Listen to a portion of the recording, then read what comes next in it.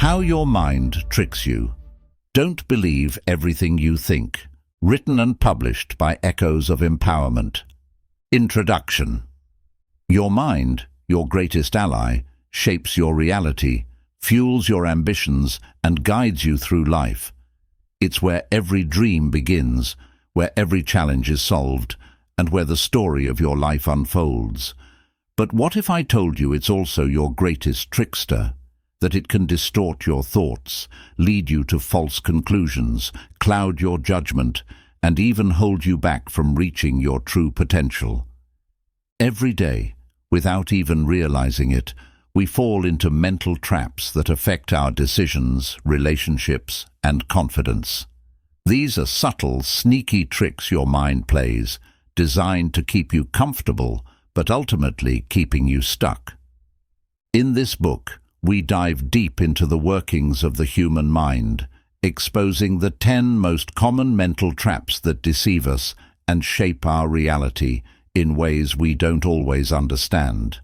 But this isn't just about identifying the tricks.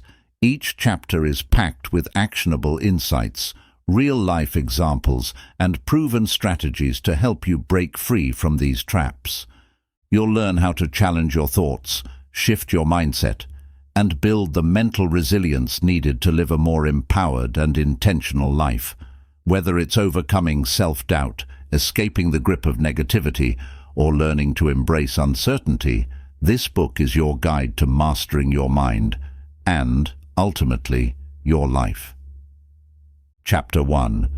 The Illusion of Control. Do you ever feel like you need to control everything? Your day-to-day schedule, how people respond to you, or even the outcomes of events in your life? It's natural to feel this way. Our minds are wired to crave stability and certainty, and we often mistake control for security. The mind whispers, "If you can just manage every little detail, nothing will go wrong."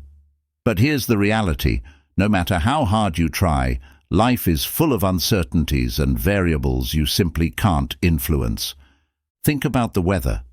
You can plan your day around a sunny forecast, but an unexpected rainstorm might still catch you off guard. Or consider other people's actions. You might spend hours worrying about how someone will react to your decisions, but you can't dictate their feelings or responses. These are things beyond your grasp, yet they often become sources of stress when we try to control them. The illusion of control can also lead to overthinking and micromanagement. Have you ever spent hours perfecting something minor, thinking it would prevent a mistake, only to find out it didn't matter in the grand scheme of things? That's your mind trying to exert control over a situation to avoid discomfort or uncertainty. While this might seem harmless at first, it often leads to exhaustion, frustration, and even anxiety. So, what's the solution? It starts with understanding the difference between what's within your control and what isn't. You can't control the future or what others think of you, but you can control your attitude, your choices, and how you respond to life's unpredictability. For example, instead of stressing about an outcome, focus on preparing to the best of your ability. Instead of worrying about someone else's opinion, focus on acting with integrity and kindness. When you let go of the need to control every little thing, you create space for acceptance and flexibility. Life becomes less about fighting the inevitable and more about flowing with it. You begin to see that it's okay not to have all the answers or solutions. In fact, some of the most beautiful moments in life happen when you let go and trust the process. This isn't about giving up or being passive. It's about focusing your energy on what truly matters. Imagine how much lighter you'd feel if you stopped trying to hold on to everything so tightly. By redirecting your attention to what you can influence, your thoughts, your emotions, and your actions, you empower yourself to live a more peaceful and intentional life. Chapter 2. Confirmation Bias. Have you ever noticed that you're more likely to believe information that supports your existing beliefs, even if it's not entirely accurate? This is called confirmation bias, and it's one of the most common ways our minds trick us. Essentially, your brain loves to be right, so it filters the world in a way that reinforces what you already think, while dismissing or ignoring anything that challenges those views.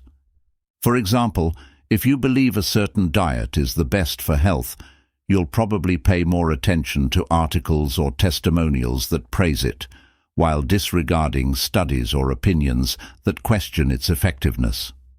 If you think a co-worker is difficult, you're more likely to focus on their flaws and overlook the times they've been cooperative or kind.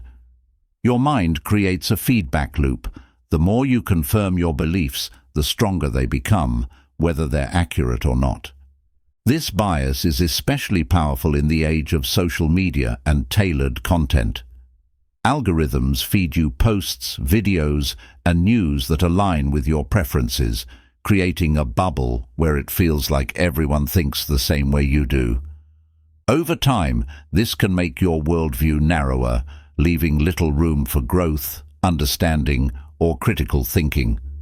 But here's the good news. You can break free from confirmation bias by being intentional about how you process information.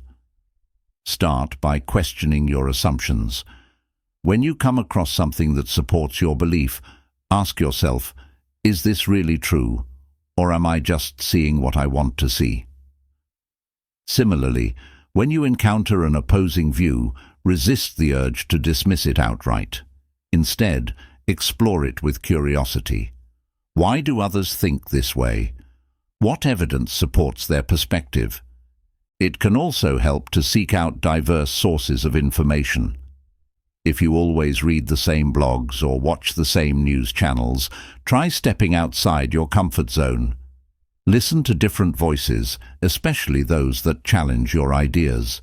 This doesn't mean you have to change your mind, but exposing yourself to new viewpoints will make your thinking more balanced and informed. Remember that it's okay to be wrong. Changing your mind isn't a sign of weakness, it's a sign of growth. By acknowledging and addressing your confirmation bias, you open yourself up to a world of possibilities, deeper understanding, and richer conversations. The next time you catch your mind looking for proof that you're right, pause and ask, what am I not seeing? That question alone can lead to profound self-awareness. Chapter 3. Catastrophizing. Have you ever faced a small problem, and before you know it, your mind has blown it up into a full-blown disaster? This mental habit is called catastrophizing, and it's one of the most common ways your mind tricks you into unnecessary stress and anxiety. It's when you imagine the worst-case scenario and convince yourself it's inevitable, even when there's no real evidence to support it. Picture this. You send an email to your boss and don't get an immediate reply. Instead of assuming they're busy, your mind might leap to conclusions like, they must be mad at me, or worse, I'm going to lose my job. What started as a neutral event spirals into a dramatic chain of imagined consequences, leaving you feeling overwhelmed and panicked. Catastrophizing often starts with a kernel of truth, a missed deadline, a forgotten task, or a misunderstanding. But instead of addressing the situation calmly, your mind creates a domino effect of exaggerated outcomes. It's like turning a small crack in a dam into a full-scale flood in your imagination. This habit not only drains your energy, but also prevents you from responding effectively to the actual problem. So how can you stop catastrophizing? The first step is to recognize when it's happening. Pay attention to your thoughts. Are they spiraling into extreme or unlikely scenarios? Once you notice this pattern, pause and challenge your assumptions. Ask yourself, what's the evidence that this will really happen? What are other, more likely outcomes? Another helpful technique is to focus on the present moment. When you catch your mind racing toward disaster, bring your attention back to what's happening right now. Deep breathing, mindfulness exercises, or even writing down your thoughts can help you break free from the mental spiral. You can also practice reframing your thoughts. Instead of thinking, everything will go wrong, try asking, what's the worst that could realistically happen, and how would I handle it? Often, you'll realize that even the worst isn't as bad as you feared, and you already have the tools to deal with it. Remember that your thoughts are not facts. Just because your mind tells you something doesn't make it true. By challenging catastrophic thinking and replacing it with balanced, realistic perspectives, you can free yourself from unnecessary worry and face challenges with confidence. The next time your mind whispers, "What if everything falls apart?" respond with, "What if it all works out?" You might be surprised how much lighter you feel. Chapter 4. The Spotlight Effect. Have you ever walked into a room and felt like everyone was watching you, analyzing your every move? Maybe you've worried that people would notice a small stain on your shirt, a stumble in your step, or that one thing you said that didn't come out quite right. This mental trick is known as the spotlight effect, and it's your mind convincing you that you're at the center of everyone's attention. The truth? Most people aren't paying nearly as much attention to you as you think. They're too busy focusing on themselves. The spotlight effect happens because we're naturally self-centered, not in a selfish way, but simply because we experience life from our own perspective. When something feels significant to us, like a mistake we made or how we look, it's easy to assume it's equally significant to others. But most of the time, people are caught up in their own thoughts, worries, and concerns. They might notice you briefly, but they're unlikely to dwell on it or even remember it later. For example, let's say you trip while walking into a meeting. Your mind might immediately tell you, "Everyone saw that. They're probably laughing at me or thinking I'm clumsy." But the reality is, most people likely noticed for a second and then moved on. Some might not have noticed at all. Even if someone did, they're unlikely to dwell on it. They're more focused on their own lives. The spotlight effect can hold you back in many ways. It can make you avoid social situations, hesitate to speak up, or second-guess yourself unnecessarily. The good news is you can break free from this mental trap by shifting your perspective. Start by reminding yourself that people are generally more focused on themselves than on you. Just like you're worrying about how you're perceived, they're worrying about how they're perceived too. Another helpful strategy is to put things into perspective. Ask yourself, will this moment matter in a day, a week, or a year? Often the answer is no. This realization can help you relax and move on. You can also practice self-compassion. Instead of being your own harshest critic, treat yourself the way you would a friend. If a friend tripped in front of others, would you think less of them? Probably not. You'd shrug it off and move on. Give yourself the same grace. Finally, focus on being present. When you're caught up in the spotlight effect, you're overly focused on yourself. Shift your attention outward. Engage with the people around you, listen actively, and participate in the moment. You'll not only feel less self-conscious, but also more connected and confident. Remember, the world isn't scrutinizing you as much as your mind might make you think. The next time you feel like you're under a microscope, take a deep breath and remind yourself, the spotlight isn't on you, it's just your imagination. Chapter 5. Negative self-talk. Have you ever caught yourself saying things in your head that you would never say to a friend or loved one? Statements like, "I'm so stupid," "I can't do anything right," or "I'm not good enough." This is negative self-talk, and it's one of the most harmful ways your mind can trick you. It's like having a bully inside your head, constantly criticizing and tearing you down. The worst part, you often believe it, even though it's not true. Negative self-talk can stem from many places: past experiences, fear of failure, or comparisons to others. Maybe you made a mistake at work, and instead of seeing it as a learning opportunity, your mind instantly jumps to harsh judgments. I'll never get this right. Or perhaps you look in the mirror and think, I'm not attractive enough, without questioning where that standard even comes from. Over time, these thoughts become automatic, shaping how you see yourself and limiting what you believe you're capable of achieving. The problem with negative self-talk is that it creates a self-fulfilling prophecy. If you tell yourself, I'm not good at public speaking, you're less likely to practice or take risks in that area, which reinforces the belief. This cycle can keep you stuck, holding you back from reaching your full potential.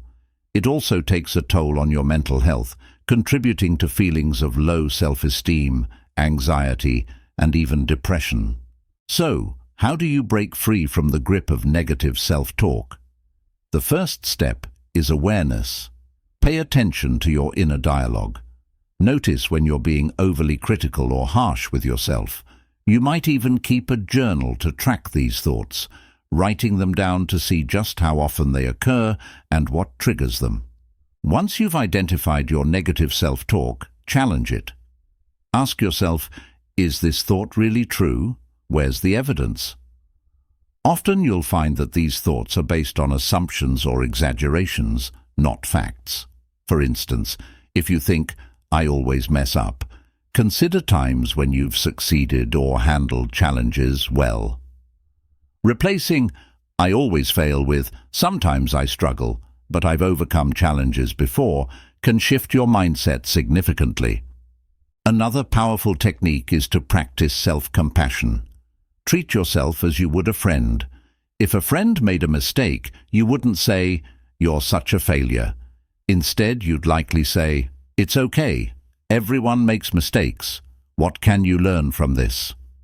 Start speaking to yourself with the same kindness and understanding.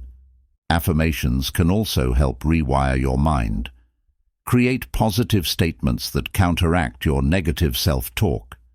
For example, replace I'm not good enough with I am learning and growing every day. Say these affirmations to yourself regularly, especially when negative thoughts creep in. Over time, they'll become your new default. Focus on gratitude and what you're doing well. It's easy to get caught up in what's wrong, but make it a habit to acknowledge your strengths, successes, and progress. Celebrate small wins and remind yourself that growth takes time. Negative self-talk is a habit, and like any habit, it can be changed with patience and practice. The next time you catch your inner critic speaking up, pause and remind yourself, I don't have to believe everything I think. You are worthy, capable, and so much more than your negative thoughts. Chapter 6. Emotional Reasoning. Have you ever thought, I feel it, so it must be true? Maybe you felt anxious before a presentation and thought, I'm going to mess this up. Or you felt hurt after a friend cancelled plans and thought, they don't care about me. This mental habit, called emotional reasoning, is when you rely on your feelings to determine reality, assuming that your emotions reflect the truth. But here's the catch. Feelings are powerful, but they're not always accurate indicators of what's really happening. Emotional reasoning happens because our brains naturally want to make sense of the world. When we feel something strongly, fear, sadness, anger, our minds rush to create a story that matches those emotions.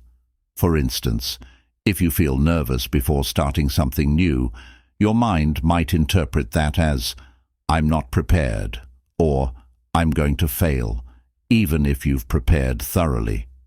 The feeling of nervousness doesn't necessarily mean you're unready. It just means you're stepping out of your comfort zone. The problem with emotional reasoning is that it can cloud your judgment and lead to negative thinking patterns.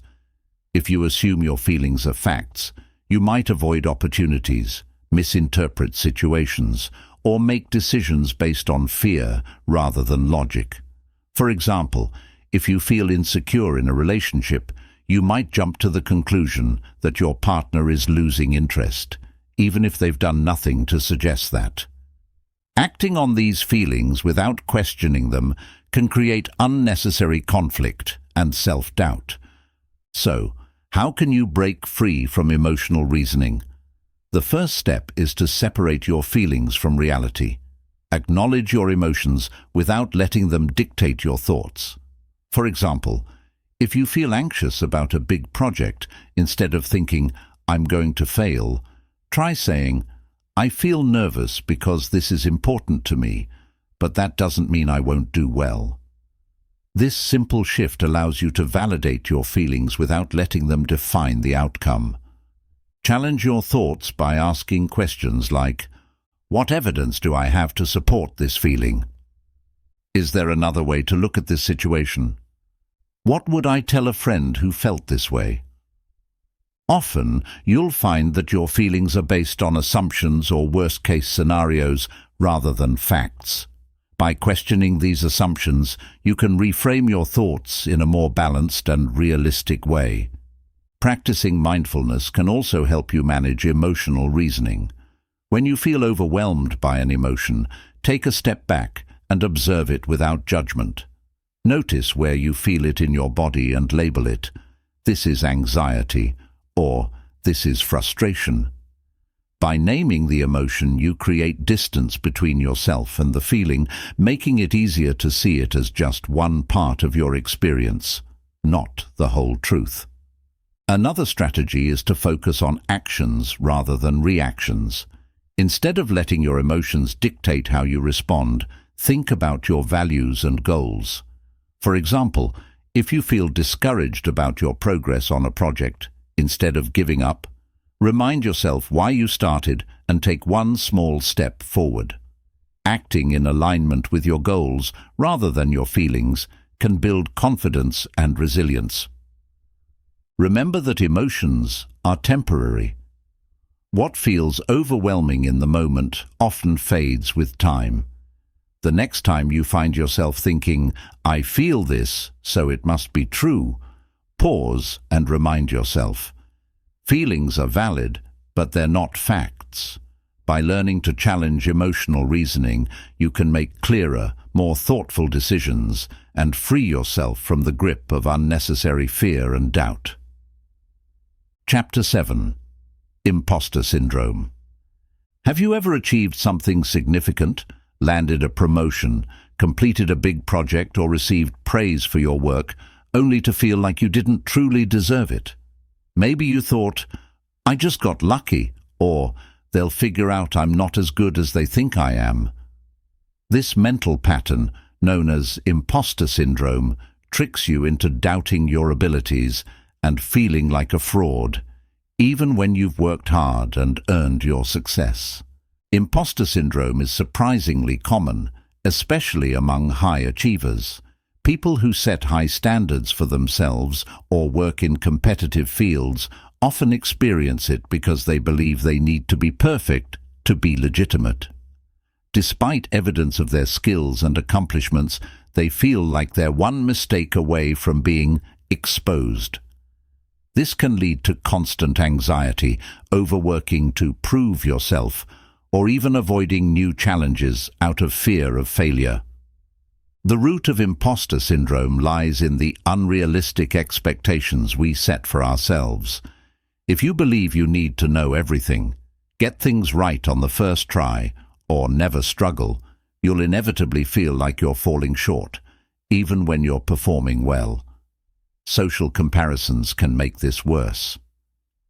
In today's world of curated social media and polished LinkedIn profiles, it's easy to look at others and think, "They have it all figured out.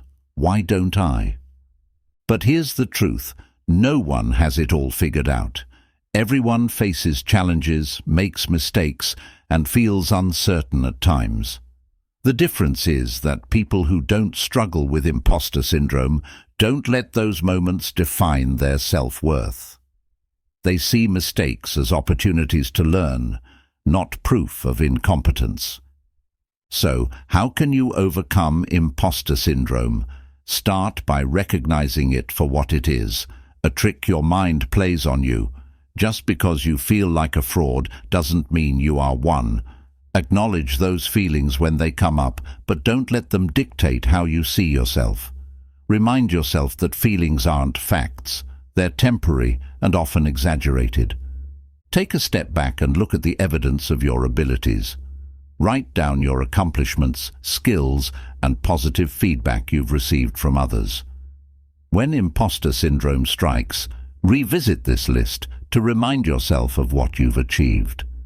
This exercise helps counteract the tendency to dismiss your success as luck or a fluke. It's also helpful to reframe your mindset around learning and growth. Instead of thinking, "I should already know this," shift to, "I'm still learning and that's okay." Nobody starts as an expert. Even the most accomplished people were beginners at some point.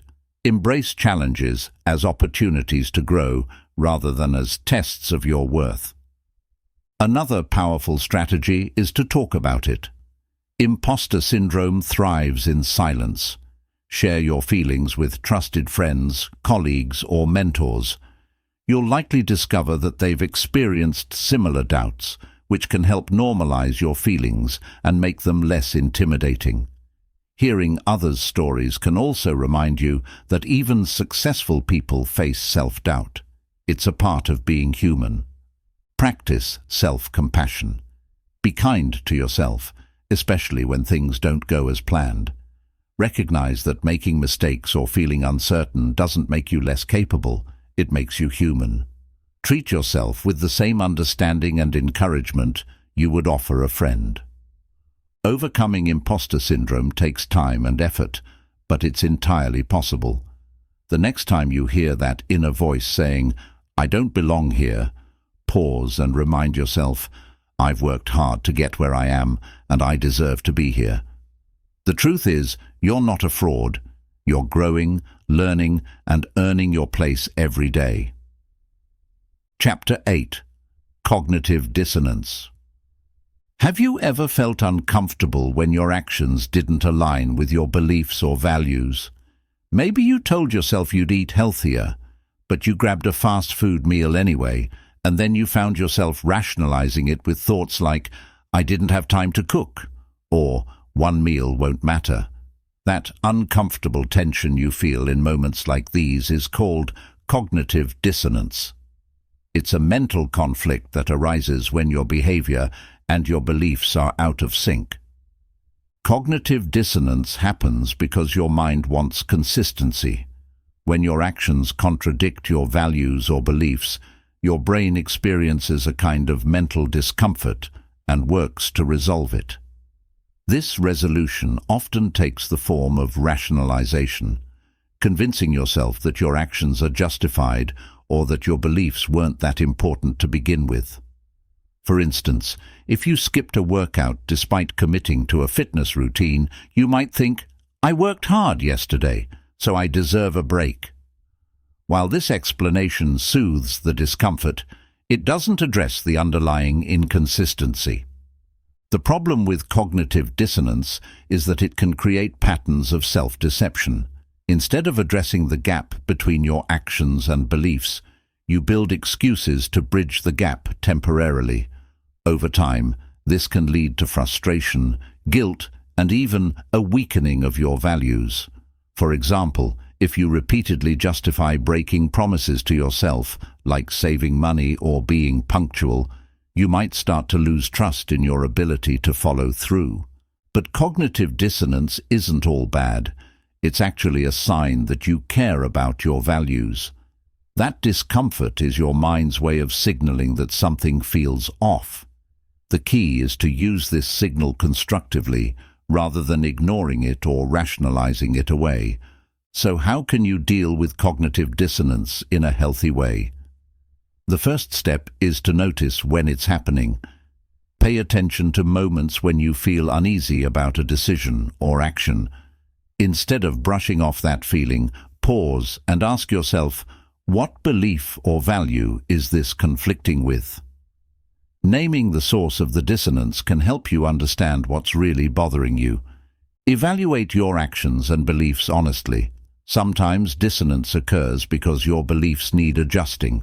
For instance, if you've always thought, "I have to be perfect to succeed," but your experiences show that mistakes are a natural part of learning, it might be time to rethink that belief. On the other hand, if your actions are consistently misaligned with your values, it might be a sign to refocus on what matters most to you. Another strategy is to create small, actionable steps toward alignment. If you've been telling yourself you want to save money but keep overspending, start by setting a realistic budget for the week. Small, consistent actions can help rebuild the connection between your values and your behavior, reducing the need for excuses or justifications. It's also important to practice self-compassion. Cognitive dissonance can make you feel guilty or ashamed, but beating yourself up won't help. Instead, acknowledge that you're human and that it's okay to struggle with alignment sometimes. Use these moments as opportunities to learn and grow, rather than as reasons to judge yourself harshly. Remind yourself why your values matter. Reflect on the bigger picture. Why is this belief or goal important to you? For example, if you value health but find yourself skipping exercise, think about how staying active supports your overall well-being and long-term happiness. Connecting with your deeper why can motivate you to take actions that align with your values, even when it's challenging. Cognitive dissonance is a natural part of being human, and it doesn't mean you're failing. It means you care. By facing it head-on, questioning your assumptions, and making intentional changes, you can turn moments of dissonance into opportunities for personal growth and greater alignment with the person you want to be. Chapter 9. Overgeneralization. Have you ever caught yourself thinking, "I always mess up," or "nothing ever goes right for me"? This mental habit is called overgeneralization, and it happens when you take one negative experience and use it to define your entire reality. Your mind exaggerates a single moment of failure, rejection, or disappointment, and convinces you that it's part of an unchangeable pattern. It's as if one rainy day makes you believe the sun will never shine again.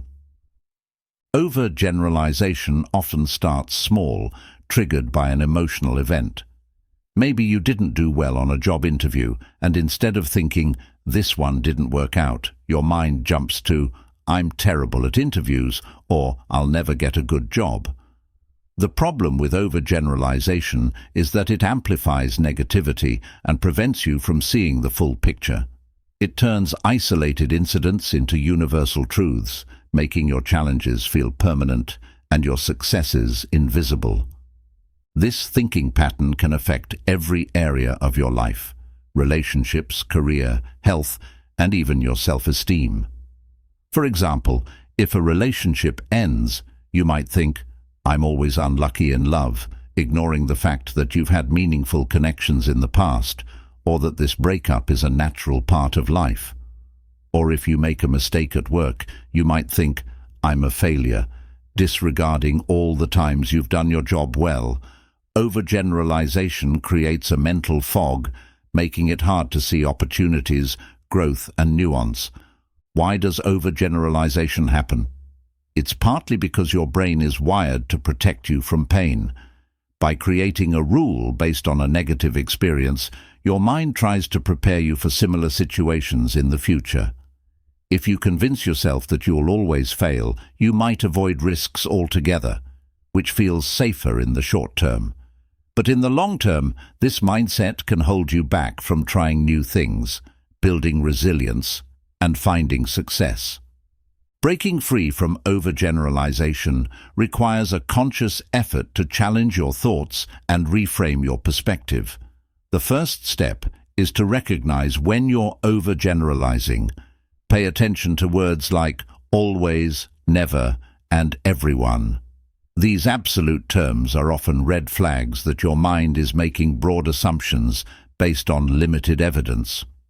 Once you've identified an overgeneralized thought, ask yourself, is this really true? What evidence do I have to support it? For example, if you're thinking, "I'll never be good at this," take a moment to list times when you've succeeded in similar situations. Often, you'll find that your mind is ignoring the positive and focusing solely on the negative. Another powerful strategy is to zoom out and look at the bigger picture. Remind yourself that one moment doesn't define your entire story. Life is a mix of ups and downs, and no single event can capture your full potential. For instance, if you didn't get the promotion you wanted, instead of thinking, "I'll never advance in my career," reframe it as, "This opportunity didn't work out, but I can learn from this experience and try again." It's also important to practice self-compassion. Overgeneralization often comes from a place of self-criticism, where you hold yourself to impossible standards. Treat yourself with kindness and understanding, just as you would a friend. If a friend told you they failed at something, would you agree that they're doomed to fail forever? Probably not. You'd encourage them to keep going and remind them of their strengths. Offer yourself the same support. Mindfulness can also help you stay grounded. When you're caught in the trap of overgeneralization, bring your focus back to the present moment. Notice what's happening right now, without judgment. Instead of letting your mind spiral into the past or future, anchor yourself in the here and now, where challenges are often more manageable than they seem. Remind yourself that setbacks are part of growth. Everyone faces obstacles and makes mistakes, but those moments don't define who you are. They're stepping stones on the path to becoming stronger, wiser, and more resilient. The next time you hear yourself thinking, "This always happens to me," pause and challenge that thought. Ask yourself, what else is true? You might be surprised by how much light shines through the clouds when you take the time to look for it. Chapter 10. The Halo Effect. Have you ever met someone who seemed so charming, confident, or talented that you automatically assumed they were great at everything? Or maybe you've judged someone negatively based on one unappealing trait, even though you didn't know much else about them. This mental shortcut is known as the halo effect, and it's your brain's way of letting one characteristic, good or bad, overshadow everything else about a person or situation. While this can make snap judgments easier, it often leads to distorted perceptions and unfair biases. The halo effect happens because your mind likes simplicity. Instead of evaluating a person or situation based on multiple factors, it latches onto one standout trait and uses it to fill in the blanks. For instance, if someone is physically attractive, your brain might automatically associate them with positive qualities like intelligence, kindness, or competence, even if there's no evidence to support those assumptions. On the flip side, if someone has a habit you dislike, such as speaking loudly, you might unfairly conclude that they're rude or inconsiderate, ignoring other aspects of their personality. This effect is not just limited to people. It can influence how you perceive brands, products, and even ideas. For example, if a company has sleek advertising, you might assume its products are high quality, even if you've never used them. Similarly, if a popular figure endorses a cause, you might agree with it without fully understanding its implications. The halo effect can be subtle, but its impact is profound, shaping decisions, relationships, and judgments in ways you might not even realize. The problem with the halo effect is that it often leads to unfair biases and missed opportunities. When you overvalue one positive trait, you might overlook flaws or red flags. For instance, a charismatic leader might gain followers despite making poor decisions because people associate their charm with competence. Conversely, when you overemphasize a negative trait, you might dismiss someone's potential or fail to see their strengths. This can limit your ability to form balanced, meaningful relationships and make informed decisions. So how can you overcome the halo effect and see people and situations more clearly? The first step is to recognize when it's happening. Pay attention to your initial impressions and ask yourself, Am I basing my opinion on one trait or on a well-rounded view of this person or situation? Simply becoming aware of the halo effect can help you pause and think more critically. Challenge your assumptions. If you find yourself overly impressed by someone, ask yourself, what evidence do I have to support my opinion? Am I overlooking any flaws? Similarly, if you've judged someone negatively, ask, what strengths or positive traits might I be missing? This practice helps you see people and situations in a more balanced way, rather than through the lens of one dominant characteristic. It's also helpful to gather more information before forming an opinion. Instead of relying on first impressions, take the time to observe or learn more about a person or situation. If you're hiring someone, for example, don't let their confidence in the interview overshadow their qualifications or past performance. If you're considering a product, read reviews or ask for recommendations rather than relying solely on how it's marketed. Another strategy is to practice empathy and openness.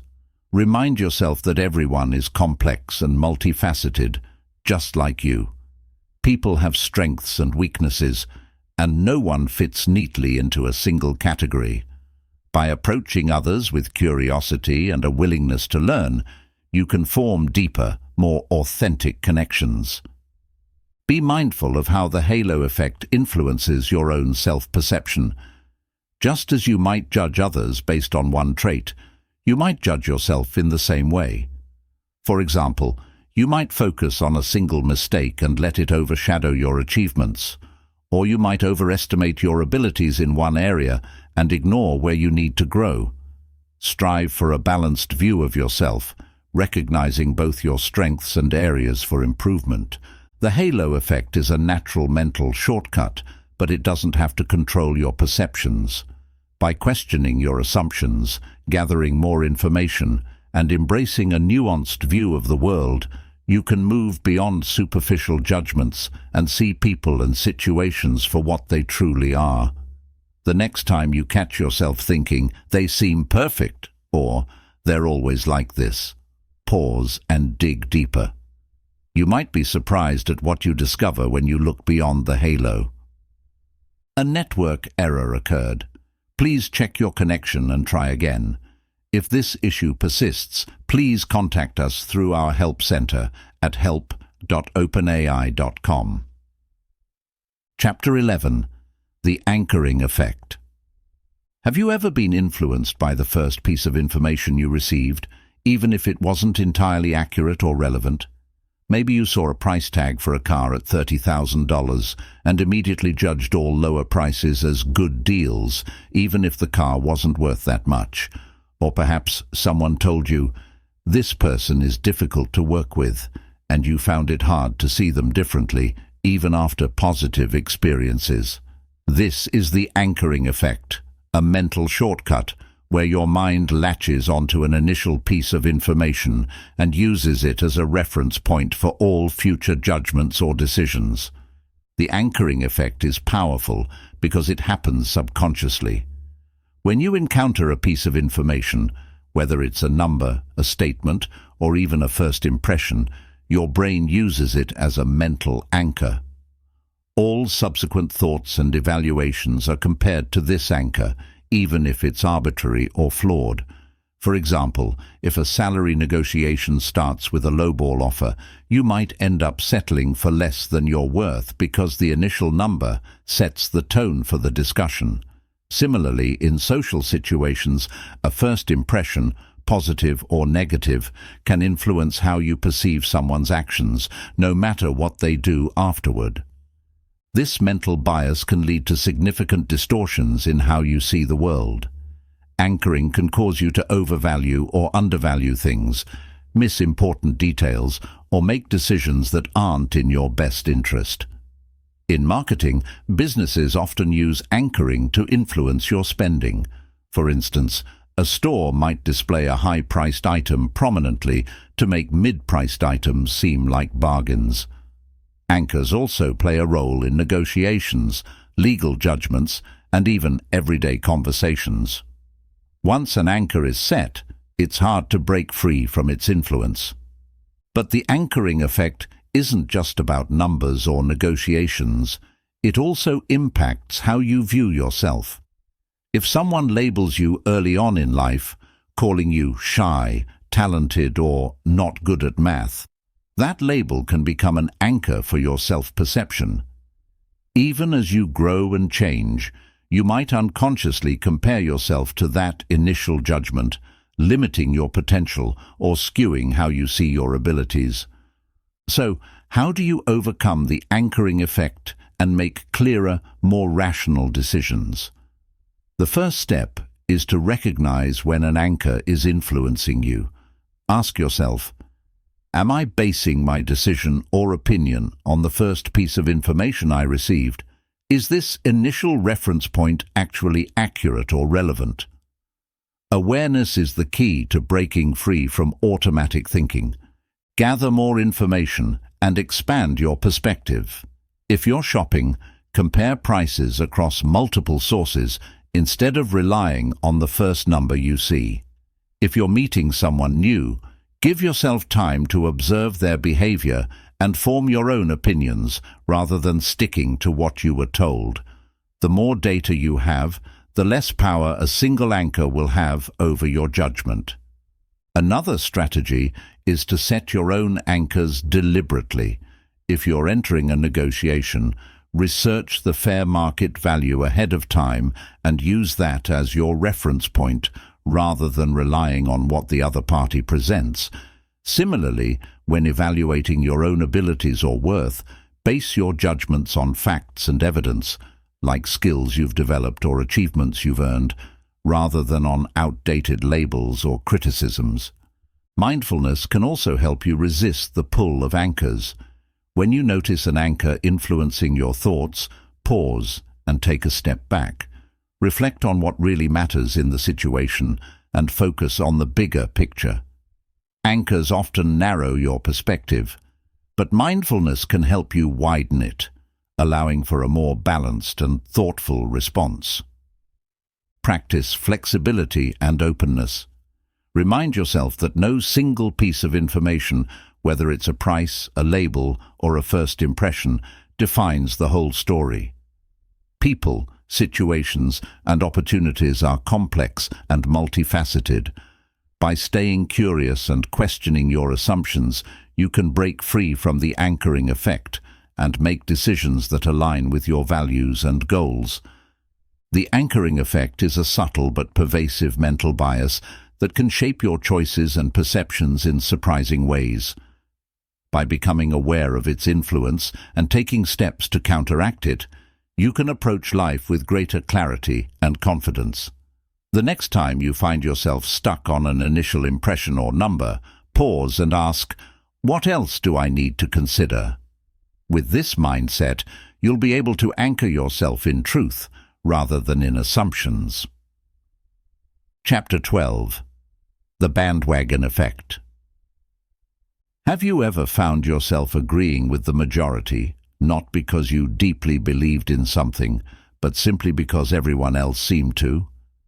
Maybe you bought into a trend you didn't care for, supported an idea you hadn't fully researched, or felt pressure to conform to a group's opinion.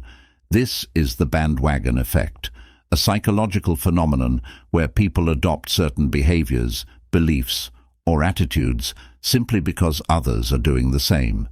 It's your mind's way of saying, if everyone else thinks this is right, then it must be right. The bandwagon effect is rooted in our deep need for social connection and belonging. Humans are hardwired to seek approval and avoid rejection, so we often look to the crowd for cues about what's acceptable or desirable. In some situations, this can be harmless or even beneficial, like cheering for a sports team with your friends or adopting a new technology that makes life easier. But in other cases, it can lead to blind conformity, groupthink, or decisions that don't align with your values or critical thinking. This effect can show up in many areas of life. In consumer behavior, it's why people flock to buy the latest gadget, not because they need it, but because it's seen as the must-have item of the moment. In social situations, it can lead to peer pressure, where you go along with a group's choices to fit in, even if you disagree. And in larger contexts, like politics or social movements, the bandwagon effect can amplify ideas, whether positive or harmful, because people jump on board without fully understanding the implications.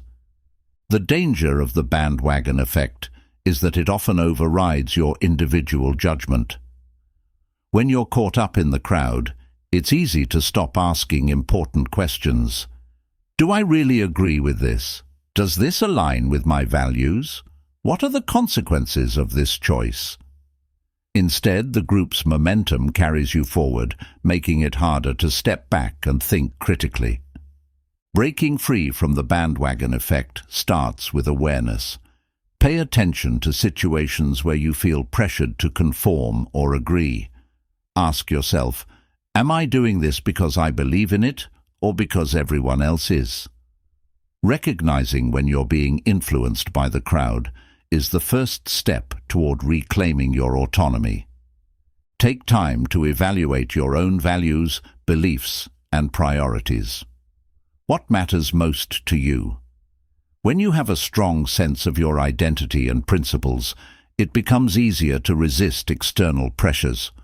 For example, if sustainability is important to you, you might think twice before jumping on the latest fast fashion trend, even if everyone else is raving about it. Another helpful strategy is to seek out diverse perspectives. The bandwagon effect often thrives in echo chambers where everyone around you shares similar views. By exposing yourself to different opinions, cultures, and ideas, you can broaden your understanding and make more informed decisions. For instance, if a particular political movement is gaining traction, take the time to research both its supporters and critics before forming your own opinion. It's also important to practice critical thinking. When you notice a popular trend or idea, ask yourself, what evidence supports this? What are the potential downsides? Does this align with my goals and values?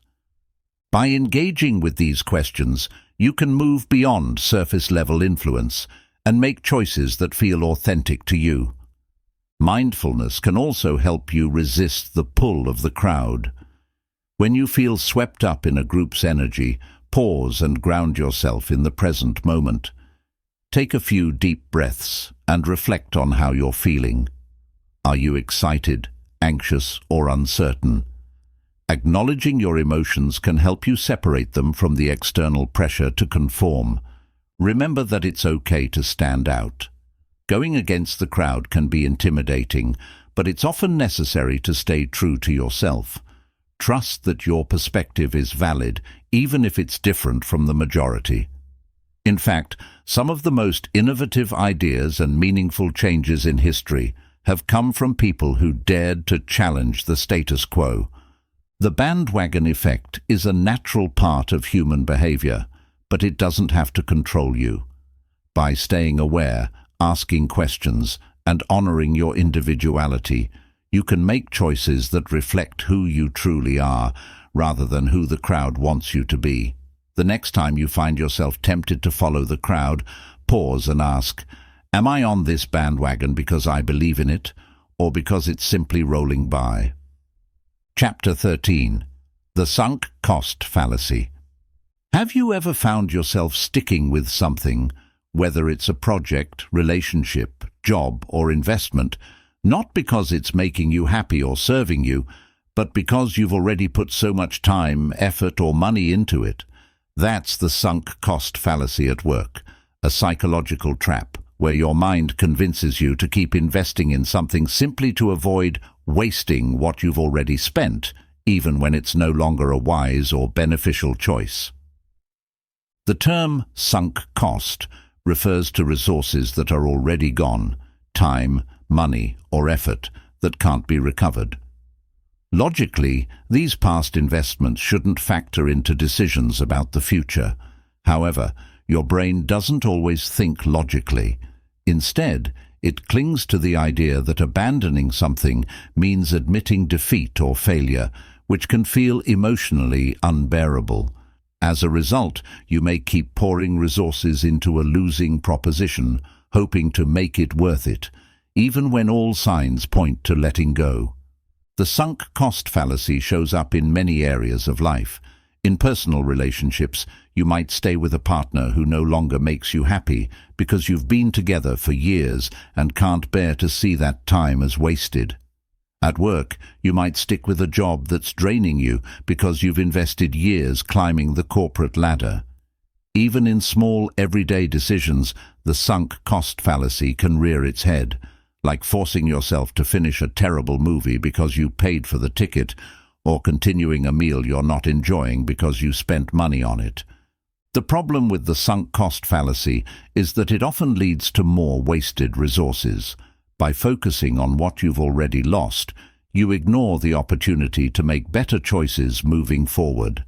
Imagine spending years in a career you dislike simply because of the time and energy you've already invested, only to look back later and wish you had made a change sooner.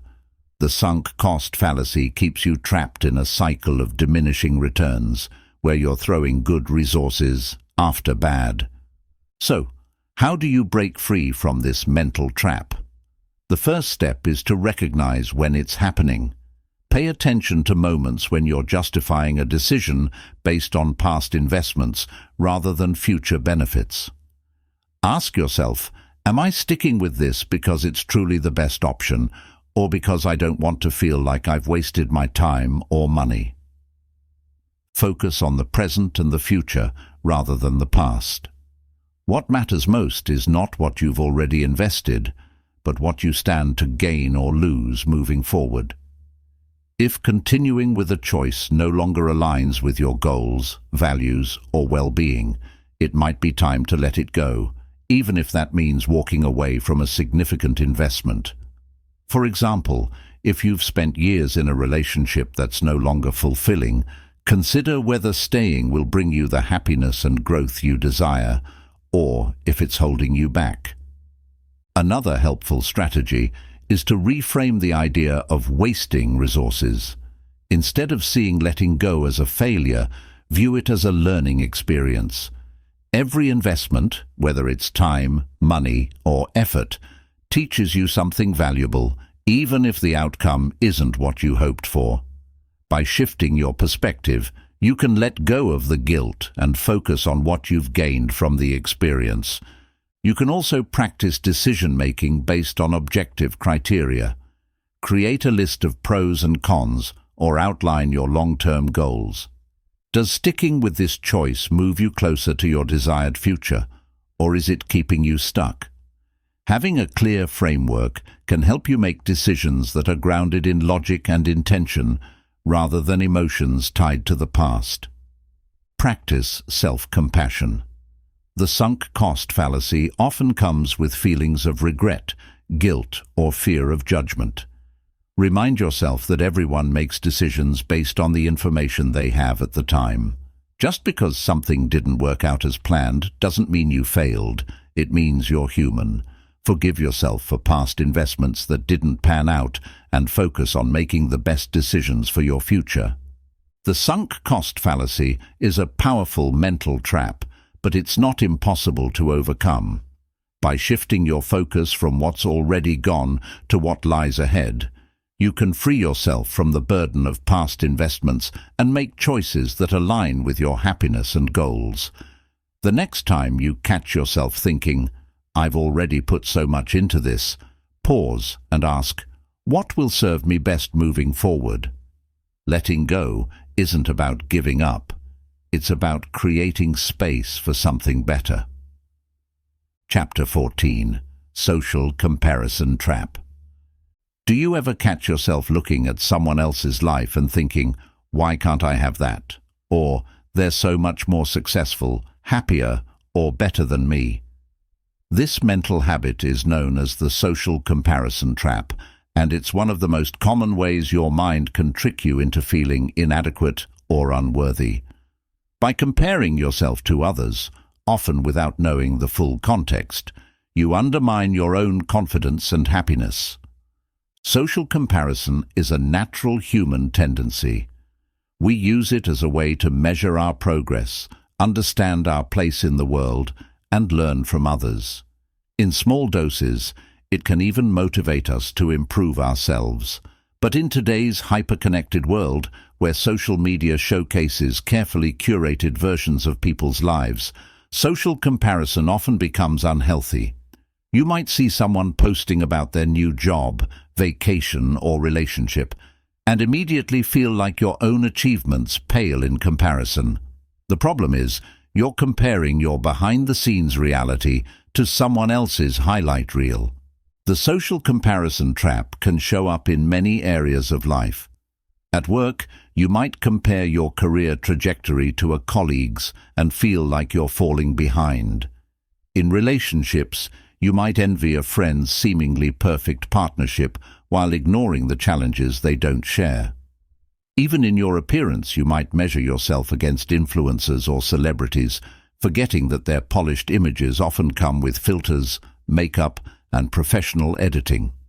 The trap of social comparison is that it focuses your attention on what you lack rather than what you have. It shifts your perspective from gratitude to scarcity, leaving you feeling inadequate or resentful. This mindset not only harms your self-esteem, but also prevents you from celebrating your own unique journey. Worse, it can create a cycle of negativity, where no matter what you achieve, you constantly look to others and think, it's not enough. So, how can you break free from the social comparison trap? The first step is to recognize when it's happening. Pay attention to moments when you feel envious, insecure, or overly critical of yourself. Ask yourself, am I comparing my life to someone else's? Is this comparison helpful or harmful? Often, simply being aware of the habit can help you detach from it. Shift your focus inward. Instead of comparing yourself to others, compare yourself to your past self. How far have you come? What challenges have you overcome? What skills have you developed? This type of comparison, measuring your growth over time, can inspire you and reinforce your progress without diminishing your self-worth. It's also important to practice gratitude. When you're caught up in what others have, take a moment to reflect on what you have. What are you proud of? What brings you joy? Gratitude shifts your mindset from lack to abundance, reminding you that your life is valuable and meaningful in its own way. Another strategy is to limit your exposure to triggers. If social media often makes you feel inadequate, consider curating your feed to include accounts that uplift and inspire you, rather than ones that spark envy. You might also take breaks from social media or set boundaries around how much time you spend online. Remember, it's okay to protect your mental health. Additionally, remind yourself that everyone's journey is different. Just because someone else is succeeding doesn't mean you're failing. Life isn't a race or a competition. It's a unique path that unfolds at its own pace. Celebrate others' successes without comparing them to your own, and trust that your journey has its own timing and purpose. Practice self-compassion. When you find yourself caught in the comparison trap, be kind to yourself.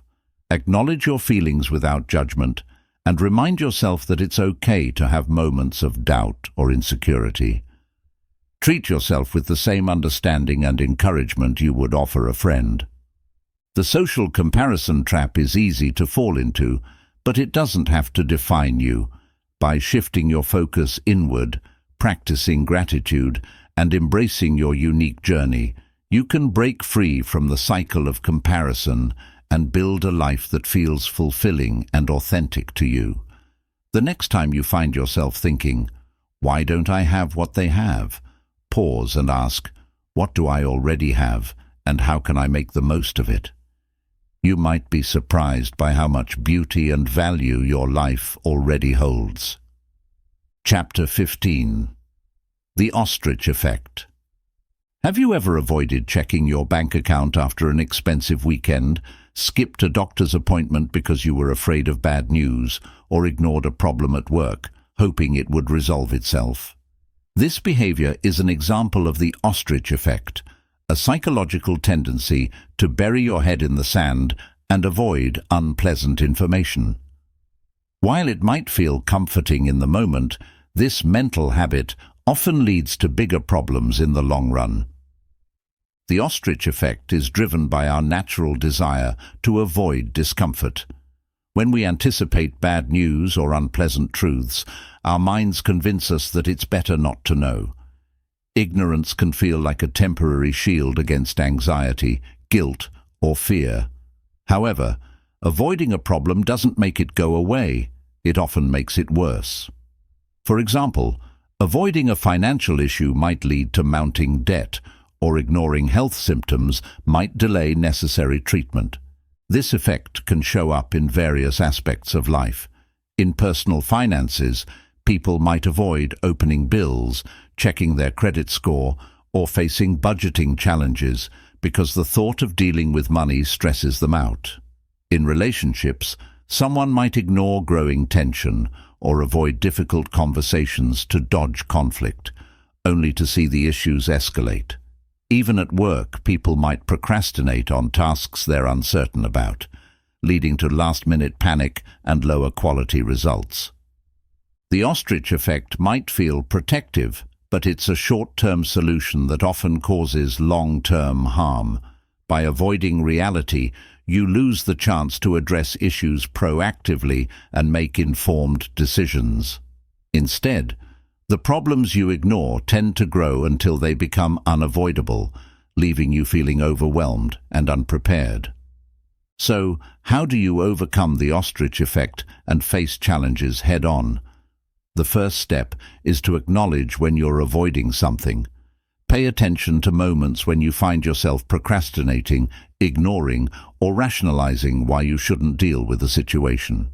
Ask yourself, what am I afraid of? Why am I avoiding this? Naming your fears can help reduce their power and bring clarity to the situation. Take small, manageable steps toward addressing the issue. Instead of overwhelming yourself by tackling everything at once, break it down into smaller tasks. For example, if you're avoiding finances, start by reviewing one account or listing your expenses for the week. If you're dreading a difficult conversation, begin by writing down what you want to say. Small actions build momentum and make larger tasks feel less intimidating. It's also helpful to reframe your mindset around discomfort. Remind yourself that facing an issue might be uncomfortable in the short term, but it's the only way to find solutions and move forward. For example, checking your bank balance might feel stressful initially, but it gives you the information you need to create a plan. Having a difficult conversation might feel awkward, but it can lead to greater understanding and stronger relationships. Another strategy is to seek support. You don't have to face challenges alone. Share your concerns with a trusted friend, mentor, or professional who can offer guidance and encouragement. Sometimes, simply talking about what you're avoiding can make it feel more manageable. Practice mindfulness to stay present with your emotions. When you notice the urge to avoid something, pause and tune into how you're feeling. Are you anxious, overwhelmed, or unsure? Acknowledge these emotions without judgment and remind yourself that it's okay to feel this way. By staying present, you can respond to the situation with clarity and intention, rather than reacting out of fear. Celebrate your progress, no matter how small.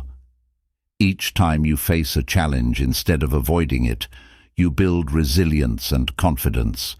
Over time, this practice can transform the way you approach difficulties, helping you become more proactive and empowered. The ostrich effect is a natural response to discomfort, but it doesn't have to control you. By confronting challenges directly, taking small steps, and seeking support, you can break free from avoidance and create positive change in your life. The next time you feel the urge to bury your head in the sand, pause and ask, "What's one small step I can take to face this today?" You might be surprised by how much lighter and more in control you feel when you choose to engage with reality instead of avoiding it. Chapter 16. The Availability Heuristic. Have you ever overestimated the likelihood of something happening simply because it's easy to recall? For instance, you might think plane crashes are common because you've seen dramatic news stories about them, or you might assume winning the lottery is likely because you've heard about someone who did. This mental shortcut is called the availability heuristic, and it's when your mind relies on the most readily available information, often recent or vivid examples, to make judgments, regardless of whether that information is representative or accurate. The availability heuristic is a survival mechanism that helps our brains process information quickly. Instead of analyzing all possible data, we rely on examples that are easy to recall to make decisions. While this can save time in day-to-day life, it often leads to skewed perceptions of reality. For example, after hearing about a shark attack in the news, you might become overly fearful of swimming in the ocean, even though the actual risk is extremely low. Similarly, you might believe crime is rising in your area if you frequently hear about it on social media, even if statistics show otherwise. This mental shortcut affects more than just your fears. It also influences your decisions. For instance, in personal finance, people might overestimate the risks of investing in the stock market because they remember hearing about dramatic losses while underestimating the long-term growth potential of diversified investments. In relationships, you might let one negative experience overshadow years of positive ones, leading to biased judgments about a person or situation. The availability heuristic can also fuel biases and stereotypes. If the media frequently portrays certain groups of people in specific roles or situations, those images become more accessible in your mind, shaping how you perceive reality. This can lead to unfair assumptions and limit your ability to see people as individuals. The danger of the availability heuristic is that it often makes decisions feel logical when they're not. Your brain tells you, "I remember this happening, so it must be common," or "this feels vivid, so it must be important." But vividness doesn't equal accuracy, and ease of recall doesn't mean something is likely or true. By relying on the availability heuristic, you might miss out on opportunities, make poor decisions, or harbor unnecessary fears. So, how can you overcome the availability heuristic and make more balanced judgments? The first step is to recognize when it's influencing your thinking. Pay attention to moments when you're making decisions or forming opinions based on vivid examples or recent experiences. Ask yourself, am I basing this on solid evidence or just on what comes to mind easily? Seek out broader information. When making important decisions, look for reliable data and diverse perspectives rather than relying solely on anecdotal evidence. For example, if you're evaluating a job opportunity, research industry trends and company reviews, instead of focusing on one story you heard about someone's experience. If you're concerned about a risk, like flying or investing, look at actual statistics to get a clearer picture of the likelihood and impact. It's also helpful to challenge your assumptions by asking critical questions. What is the real probability of this happening? Am I focusing on one vivid example instead of the bigger picture? What are other possible explanations or outcomes? By engaging in this type of critical thinking, you can move beyond gut reactions and make decisions that are more grounded in reality. Another way to counter the availability heuristic is to broaden your perspective. Exposure to diverse experiences, cultures, and viewpoints can help you challenge narrow or overly vivid narratives. For instance, traveling, reading widely, or engaging in conversations with people who have different backgrounds can expand your understanding of the world and reduce the influence of isolated examples. Practice mindfulness to stay present with your thoughts and emotions. When you feel a strong reaction to a vivid memory or example, pause and reflect. Acknowledge the feeling without letting it dictate your decisions.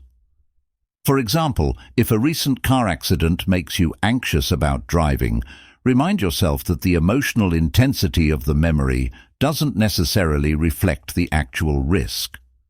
The availability heuristic is a natural mental shortcut, but it doesn't have to control your thinking.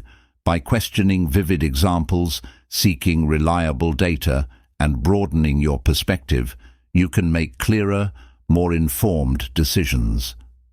The next time your mind says, "This is so memorable, it must be true," pause and ask, "What's the bigger picture?" In doing so, you'll free yourself from the grip of mental shortcuts and gain a deeper, more accurate understanding of the world. Chapter 17. The Framing Effect. Have you ever made a decision based on how information was presented to you rather than the actual content of that information?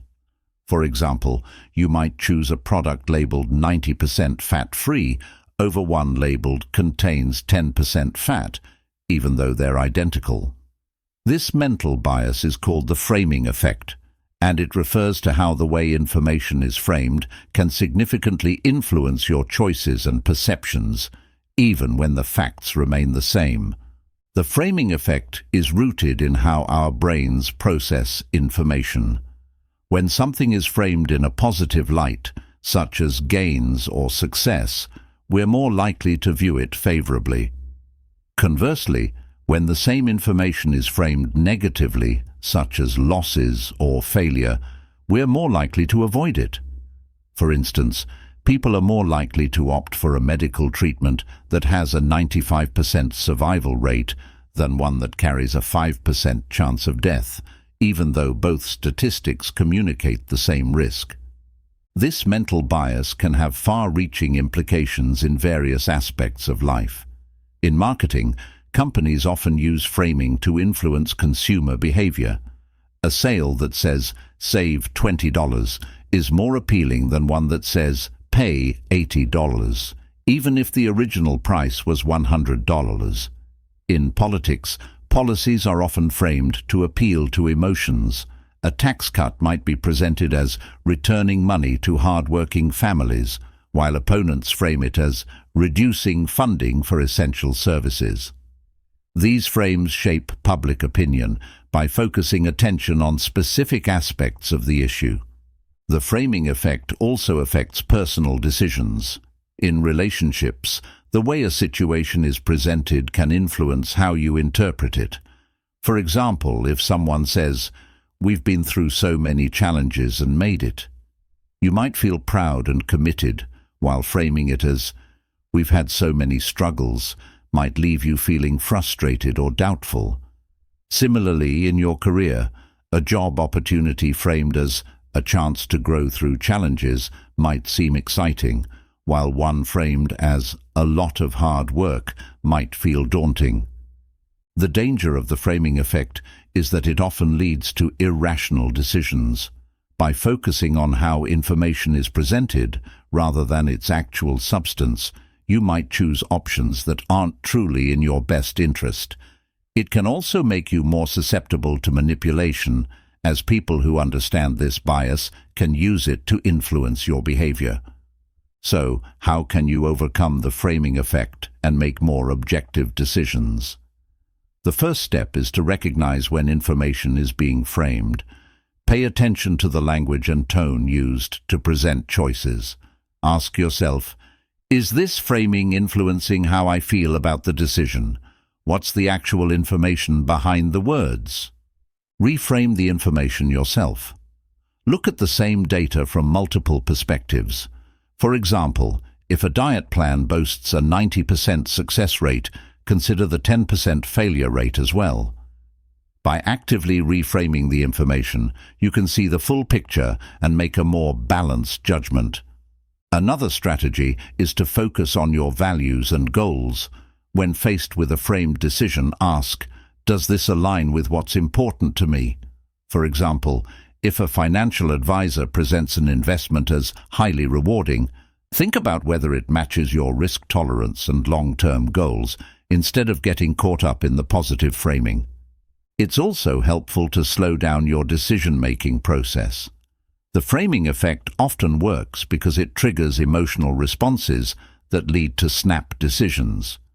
By pausing, reflecting, and considering the facts, you can reduce the influence of emotional framing and make more rational choices. Seek out unbiased information. When you suspect framing is at play, look for neutral sources that present the data without spin. For example, if you're deciding between two products, compare their technical specifications directly rather than relying on marketing slogans. The framing effect is a subtle but powerful bias that can shape how you perceive the world and make decisions. By recognizing its influence, questioning the way information is presented, and focusing on the actual data, you can take control of your choices and make decisions that truly reflect your needs and values. The next time you hear a message that feels persuasive, pause and ask, what's the reality behind the frame? In doing so, you'll sharpen your critical thinking and empower yourself to see beyond the surface. Chapter 18. The Dunning-Kruger Effect. Have you ever been in a situation where someone who knew very little about a topic acted like they were an expert? Or, on the flip side, have you ever doubted your own abilities despite being highly skilled or knowledgeable? These scenarios illustrate the Dunning-Kruger effect, a cognitive bias where people with limited knowledge or skill in a particular area overestimate their competence, while those who are more skilled tend to underestimate their abilities. The Dunning-Kruger effect occurs because people who are less experienced or knowledgeable lack the insight needed to recognize their own limitations. For example, someone who has just learned the basics of cooking might believe they're ready to compete on a cooking show because they don't yet understand the depth of skill and expertise required. Conversely, highly skilled individuals often recognize the complexity of a field, making them more aware of what they don't know. This self-awareness can lead them to undervalue their abilities or assume that others know just as much as they do. This cognitive bias can show up in many areas of life. In the workplace, you might encounter colleagues who confidently propose solutions to complex problems without fully understanding the issues, while experienced professionals hold back, thinking they need more data or preparation. In social settings, someone might dominate a conversation about politics or science, believing their limited understanding is sufficient, while experts stay quiet, unwilling to simplify a nuanced topic. The Dunning-Kruger effect can have real-world consequences. Overconfident individuals may take on tasks they're not prepared for, leading to poor outcomes, while underconfident experts may miss opportunities to share valuable insights or advance their careers.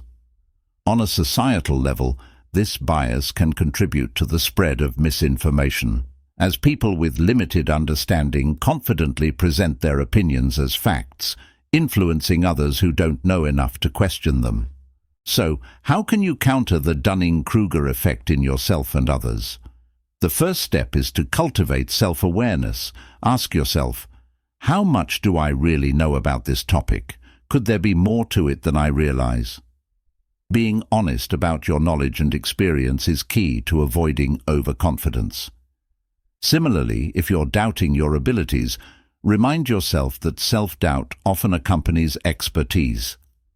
Consider seeking feedback from trusted colleagues, friends, or mentors who can provide an objective view of your skills. Commit to continuous learning. The more you explore a subject, the more you'll understand its complexities and your own limitations. For example, if you're passionate about public speaking, attending workshops, or learning from professionals, can help you gain a deeper understanding of what it takes to excel. Over time, this knowledge will help you balance confidence with humility. It's also important to stay open to feedback and alternative perspectives. If someone challenges your viewpoint or highlights a mistake, resist the urge to dismiss them or become defensive. Instead, view it as an opportunity to grow. Recognizing and addressing gaps in your knowledge not only helps you improve, but also earns you respect from others. When dealing with others who exhibit the Dunning-Kruger effect, approach them with patience and curiosity. Rather than shutting them down, ask questions that encourage deeper thinking, such as, "What led you to that conclusion?" or "Have you considered other perspectives?" This approach can help them recognize the limits of their understanding without feeling attacked or dismissed. Practice humility. No matter how much you know, there will always be more to learn. Embrace a mindset of curiosity and growth, and remind yourself that it's okay not to have all the answers. Acknowledging what you don't know is not a weakness, it's a strength that opens the door to learning and collaboration. The Dunning-Kruger effect is a natural cognitive bias, but it doesn't have to control your thinking. By staying self-aware, seeking knowledge, and embracing humility, you can navigate this bias and make more informed decisions. The next time you feel overly confident about a topic or find yourself doubting your expertise, pause and ask, "What don't I know yet?" This simple question can keep you grounded, curious, and open to lifelong growth. Chapter 19. The Optimism Bias. Have you ever believed that good things are more likely to happen to you than to others, or that you're less likely to face challenges or risks? Maybe you think you'll live a longer, healthier life than average, or that your big project will succeed without a hitch. This mental habit is known as the optimism bias, and while it can motivate you to pursue goals and stay hopeful, it can also lead to overconfidence and poor preparation for potential setbacks. The optimism bias is a cognitive tendency to overestimate positive outcomes and underestimate negative ones, particularly for yourself. For example, you might think, "I'll never get into a car accident even if I drive recklessly," or "I don't need to save for emergencies because nothing major will go wrong." This bias can give you a sense of invincibility or blind confidence that shields you from anxiety, but also makes you less likely to prepare for risks or challenges. Optimism bias is deeply rooted in human psychology. It helps protect us from the overwhelming nature of uncertainty and fear by allowing us to focus on potential rewards instead of risks. In moderation, this bias can be a good thing.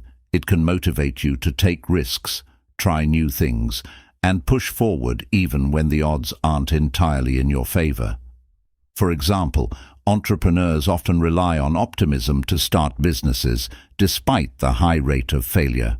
Without this bias, people might never take the risks needed for growth and progress.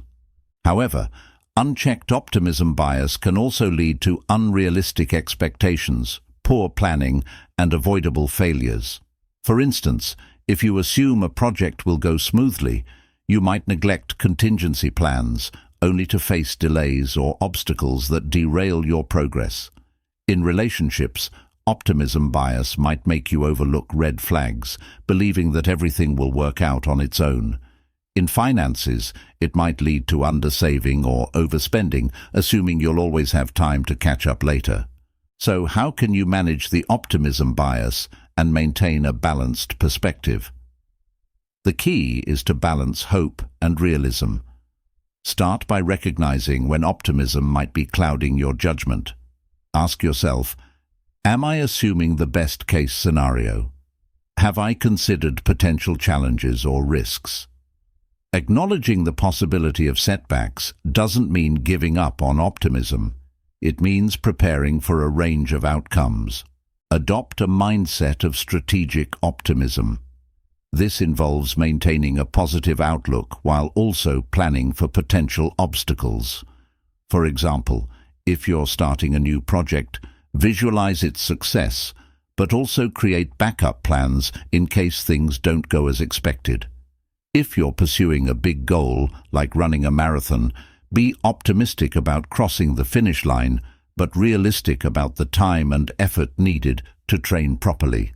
It's also important to seek out diverse perspectives. Optimism bias can make you blind to blind spots, but feedback from others can help you see the bigger picture. Talk to people who've faced similar situations and ask about the challenges they encountered. Their insights can help you prepare for potential pitfalls while keeping your goals in sight.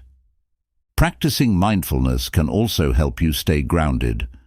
When you notice yourself getting caught up in overly optimistic thoughts, pause and reflect on the present moment. Are your expectations realistic, or are you ignoring important details?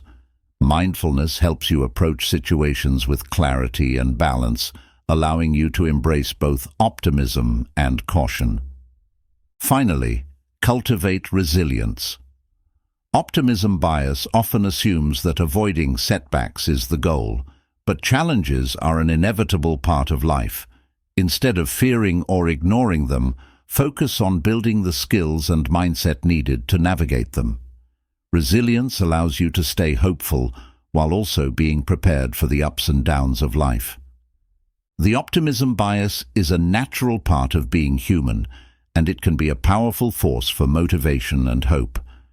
However, by balancing it with realism and preparation, you can harness its benefits without falling into its traps. The next time you catch yourself thinking, "Nothing will go wrong," pause and ask, "What steps can I take to ensure success, even if challenges arise?" By combining optimism with foresight, you can create a future that's both hopeful and well prepared. Chapter 20. The Illusion of Transparency. Have you ever assumed that your emotions, thoughts, or intentions were obvious to others, only to find out they had no idea what you were feeling or thinking? Maybe you felt nervous during a presentation and believed everyone in the audience could see your anxiety, or you thought a close friend understood why you were upset, only to realize they were completely unaware. This mental habit is known as the illusion of transparency, a cognitive bias where we overestimate how much others can perceive our internal states. The illusion of transparency stems from the fact that we're highly aware of our own emotions and thoughts. When you're feeling nervous, frustrated, or excited, those feelings seem so vivid to you that it's hard to imagine others don't notice them too. However, most people are far less attuned to your internal experience than you think. They're often preoccupied with their own thoughts and emotions, making them unlikely to pick up on subtle cues unless you explicitly share what's going on. This bias can affect many areas of life. In public speaking, people often believe their nervousness is glaringly obvious, when in reality, the audience is usually unaware of small signs like a shaky voice or sweaty palms. In relationships, you might assume your partner knows why you're upset, leading to frustration when they don't respond as expected. At work, you might think your enthusiasm or dissatisfaction is clear, only to realize your colleagues or boss had no idea. The illusion of transparency can lead to unnecessary anxiety, miscommunication, and unmet expectations. If you believe others can read your mind, you might avoid expressing yourself clearly, assuming they already understand. When they don't respond as you hoped, it can create feelings of frustration, disappointment, or isolation. Similarly, if you assume others are as focused on your flaws or mistakes as you are, it can amplify your self-consciousness and erode your confidence. So, how can you overcome the illusion of transparency and improve your interactions with others? The first step is to recognize that your internal experience is far more visible to you than it is to others. Remind yourself, just because I feel this strongly doesn't mean others can see it. This simple shift in perspective can reduce anxiety and help you approach situations with greater clarity. Communicate openly. Instead of expecting others to pick up on your feelings or intentions, express them directly. For example, if you're nervous about a presentation, you might say, "I'm feeling a little nervous, but I'm excited to share this with you." If you're upset with a friend or partner, explain why. "I was hurt when you cancelled our plans because I was really looking forward to spending time together." Clear communication helps others understand your perspective and respond more effectively. It's also helpful to practice self-compassion. The illusion of transparency often makes us hyper-aware of our perceived flaws or mistakes, assuming everyone else is just as focused on them. Remind yourself that most people are too busy with their own concerns to notice every little thing about you. Even if they do notice something, it's rarely as significant to them as it feels to you. In public speaking or other high-pressure situations, focus on your message rather than your emotions. Instead of thinking, "Everyone can see how nervous I am," shift your attention to what you want to communicate. Remember, your audience is there to hear your ideas, not to scrutinize your emotional state. Another way to counter the illusion of transparency is to ask for feedback. If you're unsure whether your emotions or intentions are coming across, check in with others. For example, after a meeting, you might ask a colleague, "Did my enthusiasm come through, or should I have been more explicit?" This not only helps you clarify your message, but also builds stronger connections with others. Embrace the idea that miscommunication is a normal part of human interaction. No one can read minds, and misunderstandings are inevitable. What matters most is your willingness to clarify, adjust, and keep the lines of communication open. The illusion of transparency is a natural bias, but it doesn't have to hold you back. By recognizing its influence, communicating openly, and focusing on what truly matters, you can build stronger relationships, reduce anxiety, and express yourself with greater confidence. The next time you catch yourself thinking, "Everyone knows how I feel," pause and ask, "Have I actually communicated this clearly?" You might find that a little extra effort in expressing yourself goes a long way in bridging the gap between your inner world and the perceptions of others. Chapter 21. The Zeigarnik Effect.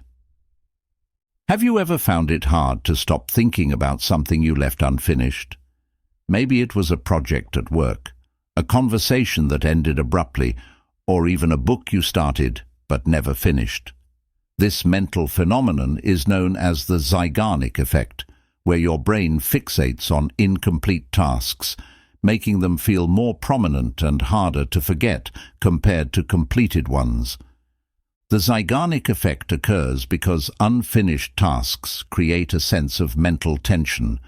Your brain views them as incomplete stories that need resolution, so they linger in your mind until you address them. This effect can be both helpful and frustrating.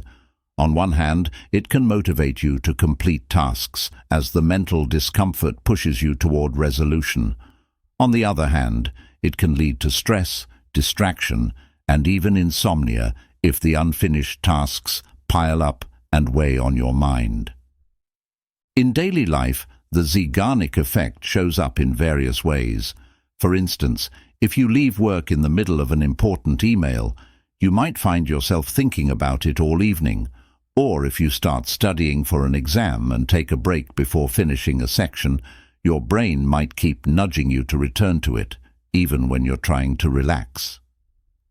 This effect can also explain why cliffhangers in TV shows or books are so effective. They leave you with a sense of incompletion that compels you to find out what happens next. While the Zeigarnik effect can drive productivity, it can also create mental clutter if not managed properly. When too many unfinished tasks occupy your mind, it becomes harder to focus, leading to feelings of overwhelm and reduced efficiency. For example, if you juggle multiple projects without clear priorities, your brain might keep bouncing between them, making it difficult to concentrate on any one thing. So how can you manage the Zeigarnik effect and use it to your advantage? The first step is to create a clear system for tracking tasks. Writing down what needs to be done can help offload the mental tension caused by unfinished work. A to-do list, project management app, or even a simple notebook can serve as a reliable external memory, freeing your mind from the burden of constantly reminding you. Try breaking tasks into smaller, manageable steps. The Zeigarnik effect thrives on a sense of incompletion, so completing even a small part of a task can provide a sense of progress and reduce mental tension. For instance, if you're working on a lengthy report, focus on finishing one section at a time instead of tackling the entire project at once. Another helpful strategy is to set clear boundaries for your work. If you need to step away from an unfinished task, leave yourself a note or plan for where to pick up when you return. This simple step reassures your brain that the task is under control, reducing the urge to obsess over it. Practicing mindfulness can also help you manage the Zeigarnik effect. When your mind keeps returning to unfinished tasks, take a moment to acknowledge the thought without judgment. Remind yourself that it's okay to have things in progress, and that not everything needs immediate resolution. This perspective can help you stay calm and focused, even when tasks are left incomplete. Celebrate completions, no matter how small. The Zeigarnik effect can sometimes make you hyper-focused on what's left to do, overshadowing what you've already accomplished. Take time to recognize your progress and reflect on the tasks you've completed. It can help balance your perspective and motivate you to tackle what's next. The Zeigarnik effect is a natural part of how your brain processes tasks, but it doesn't have to overwhelm you. By creating systems, breaking tasks into smaller steps, and practicing mindfulness, you can harness this mental tendency to stay productive and focused without feeling burdened by incompletion. The next time your mind fixates on something unfinished, pause and ask, "What's one small step I can take to move this forward?" Often that simple action is enough to bring clarity and peace. Chapter 22. The Negativity Bias. Have you ever noticed how one negative comment or experience can stick with you, even when surrounded by positive ones? For instance, you might receive 10 compliments on a project, but all you can think about is the one critical remark. This mental tendency is known as the negativity bias, and it's your brain's natural inclination to focus more on negative events, emotions, or information than positive ones. The negativity bias is deeply rooted in human evolution. For our ancestors, being alert to danger was critical for survival. Recognizing threats like predators or poisonous plants ensured they stayed alive, so our brains became wired to give more weight to negative stimuli than positive ones. While this heightened sensitivity was beneficial in the past, it can lead to stress and unhappiness in modern life, where most perceived threats aren't life-threatening. This bias shows up in many aspects of daily life. In relationships, you might dwell on a partner's one critical comment while overlooking their many acts of kindness. At work, you might obsess over a single mistake, even though you've accomplished countless successes. On social media, you might fixate on one negative comment amid a sea of positive feedback. This constant focus on the negative can skew your perception of reality, making the world and yourself seem worse than they actually are. The negativity bias doesn't just affect your thoughts, it also influences your behavior. It can make you avoid risks, hesitate to try new things, or overreact to small setbacks. For example, if you had a bad experience giving a presentation, you might avoid speaking in public again, even though most of your audience enjoyed your talk. This bias can limit your opportunities and keep you stuck in a cycle of self-doubt and fear. So, how can you counter the negativity bias and create a more balanced perspective? The first step is awareness. Notice when your mind lingers on negative events or thoughts, and remind yourself that this focus is a natural tendency, not a reflection of reality. For instance, if you find yourself replaying a critical comment in your head, pause and ask, "Am I ignoring the positive feedback I received?" Practice gratitude. Make it a habit to reflect on the good things in your life, no matter how small. You might keep a gratitude journal, jotting down 3 things you're thankful for each day. By training your brain to focus on the positive, you can gradually shift your perspective and reduce the impact of negativity bias. Another powerful strategy is to reframe negative experiences. Instead of seeing a mistake as a failure, view it as a learning opportunity. For example, if you received critical feedback at work, consider how it might help you grow and improve, rather than dwelling on the discomfort it caused. Reframing allows you to extract value from challenging situations without letting them overwhelm you. Mindfulness can also help you manage negativity bias. When negative thoughts arise, acknowledge them without judgment and then let them go.